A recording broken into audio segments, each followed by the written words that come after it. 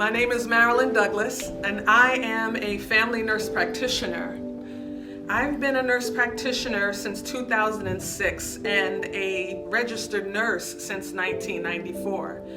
And during my whole career, I practiced in the field of oncology.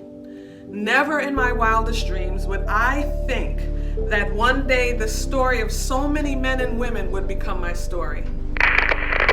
Or I was given signals and signs all along that I was going to have a battle with breast cancer.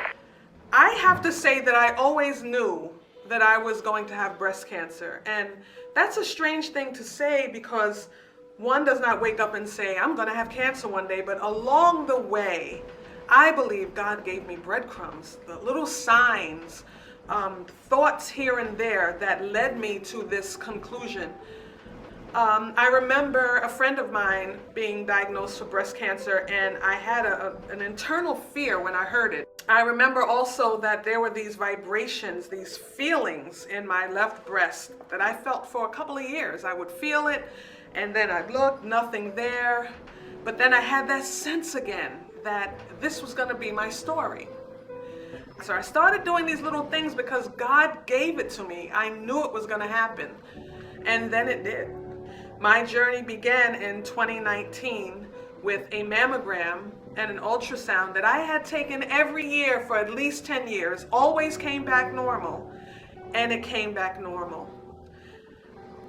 But unfortunately, about a week later, I felt something on the left breast, and I didn't think about it at first because I had a normal mammogram, I had a normal ultrasound, but this mass grew. And I went to one of my friends. I said, look, she's a surgeon. And I said, I need you to look at something. And she felt that she was like, well, Marilyn, you just had an ultrasound. You just had a mammogram in March. It's only May. Just keep watching it. It's probably non-cancerous or benign. She said, but just in case, we're going to send you for a biopsy. And, you know, that'll put your mind at ease. The entire time, every time I looked in the mirror, every time I touched it, God gave it to me again, another breadcrumb. Get ready. This is going to be cancer. Even though the science at the time, the imaging at the time said this was going to be non-cancerous, I couldn't get that feeling out of me. And so I went for the biopsy. The biopsy was negative.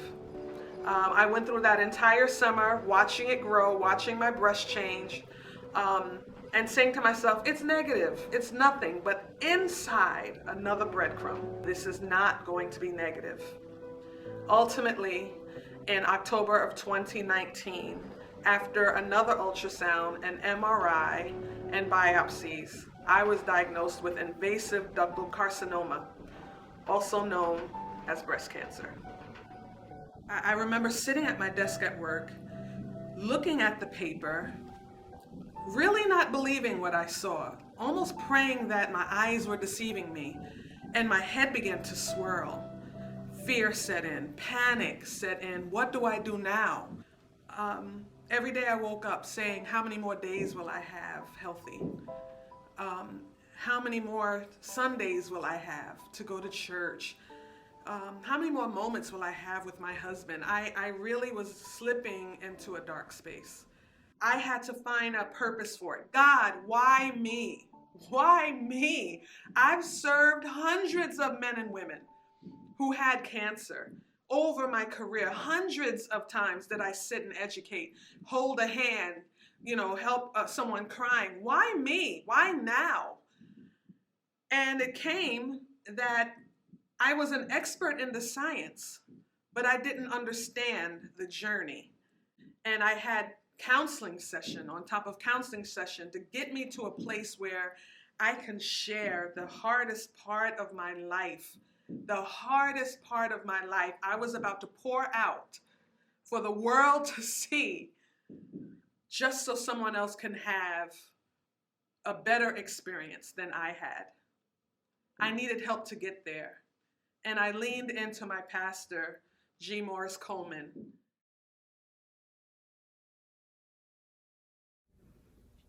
When people are dealing with major life illnesses, it is common for them to begin to question all types of things. think primarily the why did this happen to me is the biggest question. And I think that for me, these things, they get close to home sometimes. When you are, yes, a pastor and a counselor and all of that, but you love these people and you care for them. And so you also have your moments where you are given news that rocks you too, that shocks you as well. And so when Marilyn came to me and told me that she had this diagnosis that she has helped so many other people through, shock is not even the word. I don't know if I have the language to really describe that initial reaction. However, something else happened simultaneously for me, almost instantaneously.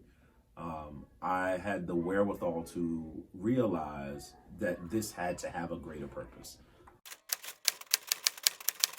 I want to address something that you said that I think is so good. You said that your initial response is, I'm throwing my weight at this. I got to beat this thing. And you miss the anger. And sometimes I think situations are brought to us to reveal the fullness of what's actually in us. It's not until a certain circumstance hits you that you know who I now know. I know. Who I really am. Because theoretically, I saw myself responding very differently than experientially, right? And so I think that sometimes these are lessons to show us the truth of where we are, right? And if we're not careful, we'll rush through it and miss the lesson.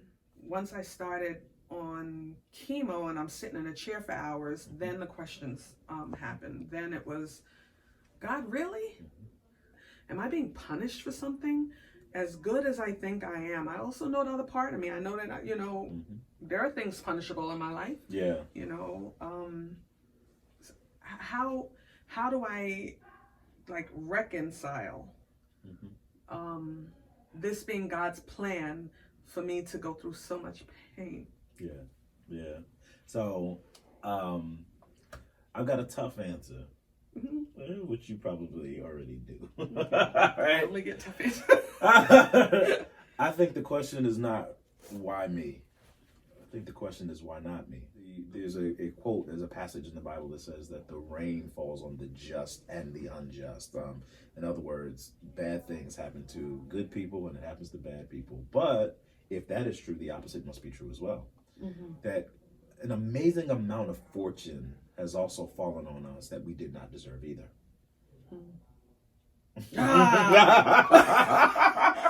Oh, you! Right? And so it's funny because we often question God for the bad things that happen to us. We never question, why do good things happen to me? And the reality is that the earth keeps turning.